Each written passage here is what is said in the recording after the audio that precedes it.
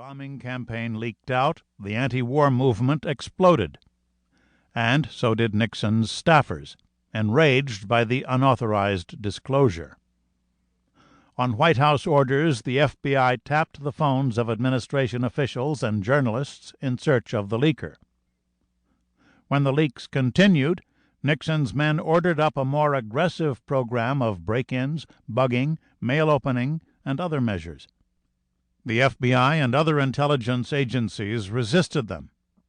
So the White House organized its own plumbers, a group of extra-legal operatives tasked to stop the leaks. Once the plumbers had set up shop, it was all but inevitable that they would delve into politics. Nixon's men called on their services to gather intelligence and disrupt the plans of the administration's opponents. Much of this work proceeded in the netherworld of political competition until that June night in 1972, when a security guard discovered the break-in at the Watergate, and a Washington Post editor assigned junior reporter Bob Woodward to the story.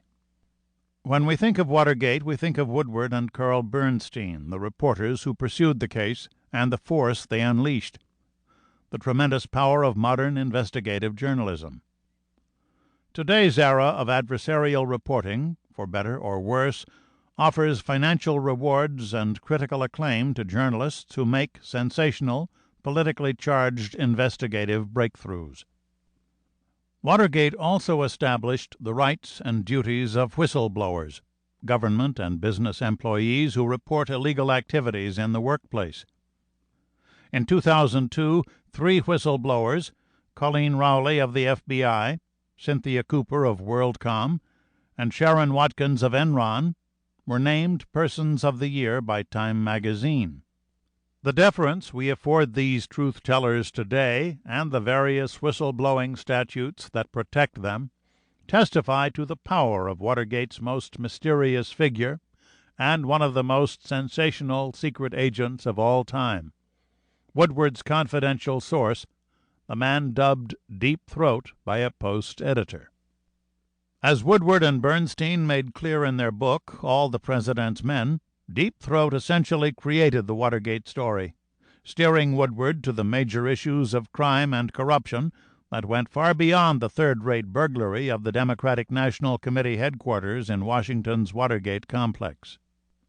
From the moment the book was published, guessing the identity of Deep Throat became a high-level parlor game. Deep Throat is the model for the modern whistleblower. Deep Throat introduced the era of anonymous sources that have become a staple of journalism today. Deep Throat helped reinvent the profession of investigative journalism. And Deep Throat set the high standards of government transparency that we have come to expect.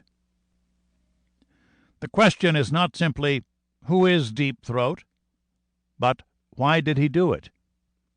What motivated my friend, as Woodward identified him, a source in the executive branch who had access to information at Nixon's committee to re-elect the president, as well as at the White House?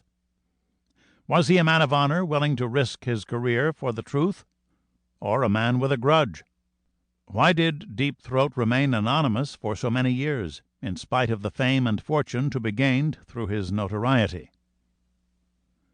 The main question was answered on May 31, 2005, when I identified Deep Throat in a press release announcing my article on the subject in the magazine Vanity Fair.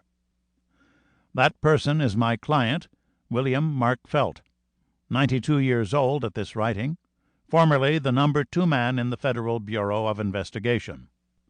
With his consent and the encouragement of his family, Deep Throat finally went public almost 33 years after the Watergate break-in.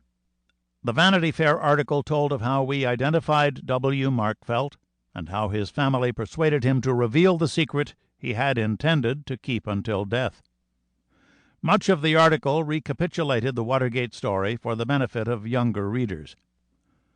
But what of Mark himself, his personality, moral background, and motives?